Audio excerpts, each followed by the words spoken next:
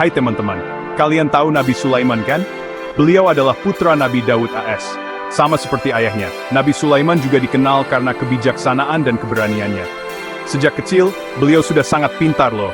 Bahkan, banyak orang kagum padanya. Allah SWT memberikan anugerah yang luar biasa kepada Nabi Sulaiman, yaitu hikmah dan kemampuan untuk memahami bahasa hewan. Wah, keren banget ya! Nabi Sulaiman tumbuh menjadi pemuda yang bijaksana dan adil. Beliau selalu berusaha menyelesaikan masalah dengan cara yang damai dan bijaksana. Beliau juga paham kalau kekuasaan itu adalah titipan dan tanggung jawab yang besar. Makanya beliau tidak pernah menyalahgunakan kekuasaannya untuk kepentingan pribadi. Setelah Nabi Daud wafat, kerajaan yang luas dan makmur itu membutuhkan seorang pemimpin baru yang bisa melanjutkan kebijaksanaan dan keadilan yang telah diterapkan oleh Nabi Daud. Nabi Sulaiman, putra Nabi Daud, diangkat menjadi raja. Upacara penobatan berlangsung dengan khidmat dan penuh harapan dari rakyatnya. Beliau memimpin kerajaan yang sangat luas dengan adil dan bijaksana. Setiap keputusan yang diambilnya selalu mempertimbangkan kesejahteraan rakyat dan keadilan bagi semua. Rakyatnya selalu menjadi prioritas utama beliau. Nabi Sulaiman sering turun ke pasar dan tempat-tempat umum untuk mendengarkan keluhan dan masukan dari rakyatnya secara langsung. Nabi Sulaiman dikenal sebagai pemimpin yang rendah hati dan dekat dengan rakyatnya. Beliau tidak segan-segan untuk berbicara dengan rakyat jelata dan mendengarkan masalah mereka. Suatu hari, datanglah dua orang perempuan menghadap Nabi Sulaiman di istananya. Mereka membawa sebuah masalah yang sangat pelik. Mereka bertengkar memperebutkan seorang bayi. Kedua perempuan itu saling mengklaim bahwa merekalah ibu kandung dari bayi tersebut. Masing-masing mengaku sebagai ibu kandung bayi tersebut. Situasi ini membuat suasana di istana menjadi tegang.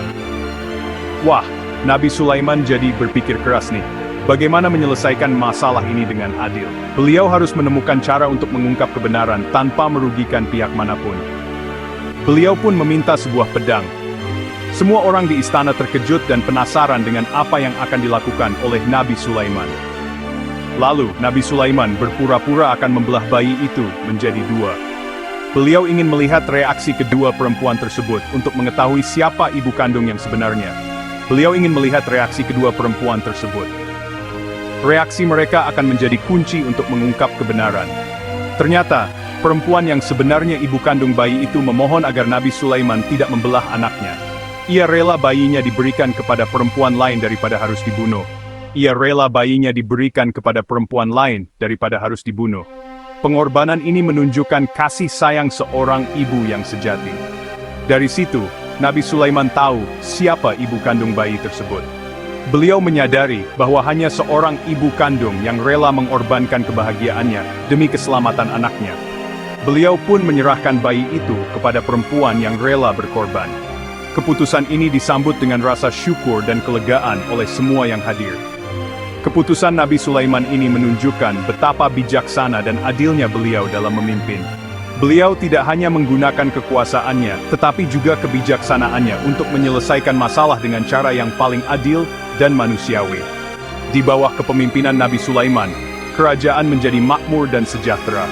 Rakyat hidup dalam kedamaian dan keadilan, serta selalu merasa dilindungi oleh pemimpin yang bijaksana. Nabi Sulaiman juga sering berkonsultasi dengan para penasihatnya untuk memastikan setiap keputusan yang diambilnya adalah yang terbaik untuk kerajaan dan rakyatnya. Beliau selalu memohon petunjuk dari Allah dalam setiap langkahnya, memastikan bahwa setiap tindakannya sesuai dengan kehendaknya. Rakyat sangat mencintai dan menghormati Nabi Sulaiman karena kebijaksanaan dan keadilannya. Beliau menjadi teladan bagi para pemimpin di masa depan. Kisah kepemimpinan Nabi Sulaiman ini mengajarkan kita tentang pentingnya kebijaksanaan, keadilan, dan kasih sayang dalam memimpin. Semoga kita semua bisa mengambil hikmah dari cerita ini dan menerapkannya dalam kehidupan sehari-hari. Teman-teman, Nabi Sulaiman dianugerahi mukjizat yang luar biasa oleh Allah SWT. Mukjizat-mukjizat ini tidak hanya menunjukkan kekuasaan Allah, tetapi juga kebijaksanaan dan keadilan Nabi Sulaiman dalam memimpin umatnya. Beliau memiliki kekuasaan atas angin. Angin yang biasanya tidak bisa dikendalikan oleh manusia, berada di bawah perintah Nabi Sulaiman. Bayangkan, Nabi Sulaiman bisa memerintahkan angin untuk membawanya ke tempat yang ia inginkan. Dengan kekuatan ini, beliau bisa bepergian dengan cepat dan efisien, melintasi jarak yang jauh dalam waktu singkat. Kecepatan angin pun bisa beliau atur sesuai keinginannya. Angin bisa menjadi lembut atau kencang, tergantung pada perintah Nabi Sulaiman. Ini menunjukkan betapa besar kekuasaan yang diberikan Allah kepada beliau. Tidak hanya angin, Nabi Sulaiman juga diberi kekuasaan atas jin. Jin-jin ini adalah makhluk yang tidak terlihat oleh manusia biasa, tetapi mereka tunduk pada perintah Nabi Sulaiman. Jin-jin tersebut diperintahkan untuk membantu Nabi Sulaiman dalam berbagai pekerjaan berat, seperti membangun istana, masjid, dan bangunan-bangunan megah lainnya. Dengan bantuan jin, proyek-proyek besar ini bisa diselesaikan dengan cepat dan efisien. Tapi, mukjizat Nabi Sulaiman yang paling menakjubkan adalah kemampuannya berbicara dengan hewan. Beliau bisa berkomunikasi dengan berbagai jenis hewan, dari yang terkecil seperti semut, hingga yang terbesar seperti burung. Beliau bisa memahami bahasa semut, burung, dan binatang lainnya. Hebat ya! Dengan kemampuan ini, Nabi Sulaiman bisa menjaga hubungan yang harmonis antara manusia dan alam. Nabi Sulaiman menggunakan kemampuannya ini untuk menjaga keseimbangan alam dan menyebarkan kebaikan. Beliau memastikan bahwa semua makhluk hidup bisa hidup berdampingan dengan damai dan sejahtera. Ini adalah Syekh Ben Isa, inspirated Ting Dan Zenens. Pada suatu hari, Nabi Sulaiman dan pasukannya melewati sebuah lembah. Lembah ini bukanlah lembah biasa, melainkan lembah yang penuh dengan kehidupan kecil yang seringkali tidak kita perhatikan. Di lembah ini, terdapat berbagai macam makhluk hidup yang menjalani kehidupan mereka dengan cara yang sangat teratur dan penuh disiplin. Di lembah tersebut, terdapat banyak sekali sarang semut. Semut-semut ini hidup dalam koloni yang besar, bekerja sama untuk membangun dan mempertahankan sarang mereka. Mereka adalah contoh sempurna dari kerjasama dan ketekunan. Tiba-tiba, Nabi Sulaiman mendengar seekor semut berkata, "Wahai semut-semut, masuklah ke dalam sarang-sarangmu. Jangan sampai kalian terinjak oleh Sulaiman dan pasukannya." Semut ini, meskipun kecil, memiliki kesadaran dan kepedulian terhadap keselamatan koloninya. Mendengar peringatan dari semut tersebut, semut-semut lainnya segera bergegas masuk ke dalam sarang mereka. Mereka bergerak dengan cepat dan teratur, menunjukkan betapa pentingnya komunikasi dan kerjasama dalam menghadapi bahaya. Mendengar hal itu, Nabi Sulaiman tersenyum. Senyum ini bukan hanya karena ia merasa lucu mendengar semut berbicara, tetapi juga karena ia menyadari betapa besar kebesaran Allah yang telah memberinya kemampuan untuk memahami bahasa makhluk-makhluk kecil ini. Beliau bersyukur kepada Allah yang telah memberinya kemampuan untuk memahami bahasa semut. Kemampuan ini adalah salah satu dari banyak karunia yang diberikan Allah kepada Nabi Sulaiman, menunjukkan betapa besar dan luasnya ilmu Allah.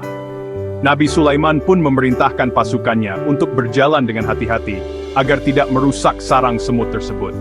Ia menunjukkan bahwa sebagai pemimpin, penting untuk memperhatikan dan melindungi semua makhluk, tidak peduli seberapa kecil mereka. Di kesempatan lain, Nabi Sulaiman kehilangan burung hudhud kesayangannya. Burung ini bukan hanya hewan peliharaan, tetapi juga sahabat dan pembawa berita penting bagi Nabi Sulaiman. Beliau sangat menyayangi burung tersebut karena sering membawakan berita-berita penting. Hudhud adalah mata dan telinga Nabi Sulaiman di tempat-tempat yang tidak bisa dijangkau oleh manusia. Nabi Sulaiman pun mencari burung hudhud ke seluruh penjuru negeri. Ia mengirimkan orang-orangnya untuk mencari burung tersebut, menunjukkan betapa pentingnya hudhud bagi dirinya. Akhirnya, hudhud kembali kepada Nabi Sulaiman. Burung ini membawa berita penting yang akan mengubah jalannya sejarah. Ia menceritakan pengalamannya selama pergi. Hudhud telah menemukan sebuah negeri yang sangat menarik perhatian Nabi Sulaiman. Hudhud melihat sebuah negeri yang diperintah oleh seorang ratu bernama Balqis.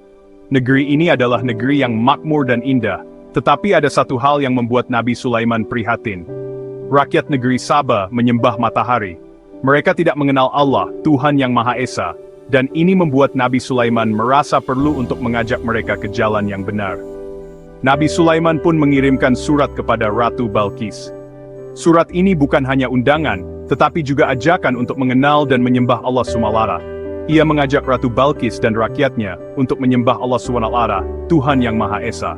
Surat ini adalah awal dari sebuah perjalanan spiritual yang akan membawa perubahan besar bagi negeri Sabah.